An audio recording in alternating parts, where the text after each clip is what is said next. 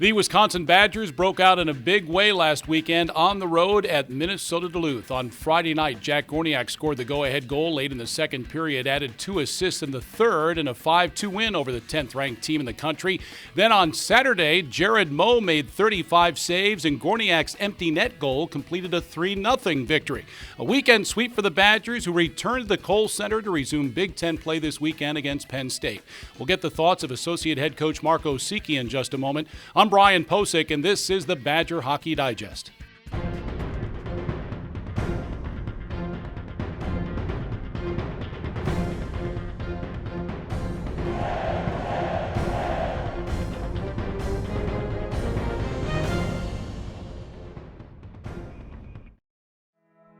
You'll hear things like, you're gonna need to see a specialist. That what you have is serious, like really serious. And then you meet them, your medical team. With research and clinical trials and new treatments. With better procedures that lead to better results. Then it hits you, you're gonna be okay. UW Health. Remarkable medicine. Remarkable care. Dear Detour, you took us off-road on the gnarliest trails. You asked us to measure up. So yeah, we did. When life slings you mud, sling it right back. Stay strong. Toyota Trucks. Right now, get 2.49% APR for 48 months on a new Toyota Corolla, Camry, RAV4, Highlander, or Tacoma. Find yours at Toyota.com.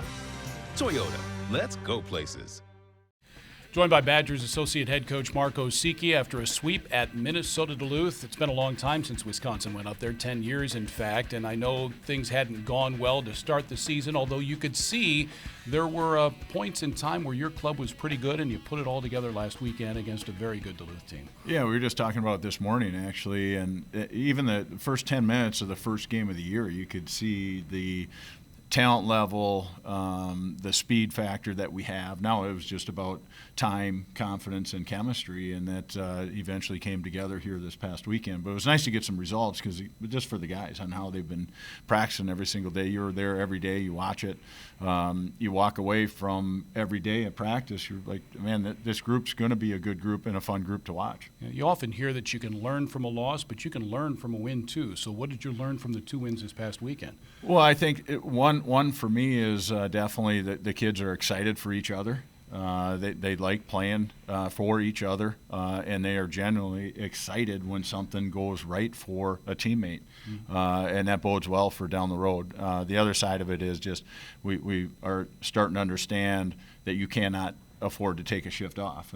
You know, whether it's 30 seconds to a minute to 5 to 10 minutes, you can't afford to in college hockey. And teams are too good, teams are too talented, and can be in the back of the net pretty quickly. You know, one thing very encouraging, we'll get to the offense in a moment, but defensively, you didn't allow an even strength goal. That's the first time that Wisconsin's done that in a weekend series on the road since the 06-07 season. That's been a long time, but that, as a defensive coordinator, quote unquote, that's got to make you feel pretty good. Well, it starts in net. Obviously, Jared did an outstanding job, and he plays with so much confidence, and our players do in front of him. But I think overall, the group, not just the defensemen, but overall, we defended the middle of the ice very well.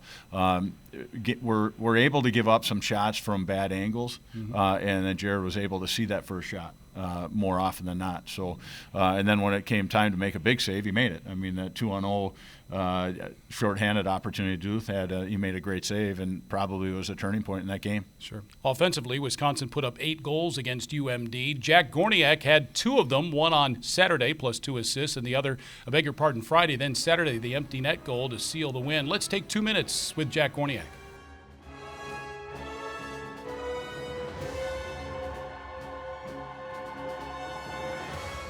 So, Jack, tell us what the summer is like for a collegiate hockey player. Obviously, after the season, you take a little time off. Got to get away from the ice for a little bit, but then you basically right in the summer, we were right back into it, right in the spring even. We had a good spring session, and then everyone went at home for a month or 2, and then we're back at it. But just a lot in the gym, on the ice, getting to know the guys, so that's a big piece of it. Yeah. Do you reflect, I would assume, on the previous season and what you can do better? Yeah, obviously that's in your head. We we didn't end on the greatest note last year, and this year obviously we have some unfinished business. So you take that energy into the summer training, you use it in the gym, on the ice, and we're going to build off it this year. Where do you think you improved during the summer?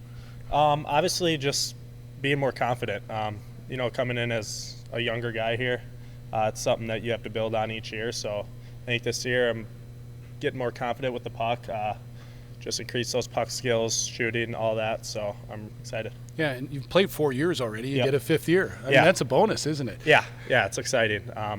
Obviously there's after last year you don't know what's going to happen, and I'm happy to be back. Yeah.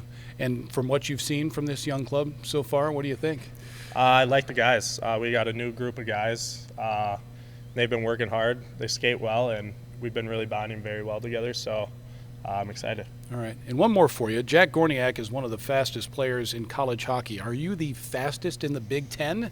Do you know? Who would you want to do a foot race with in the Big Ten? Anybody that can hang with you, Jack?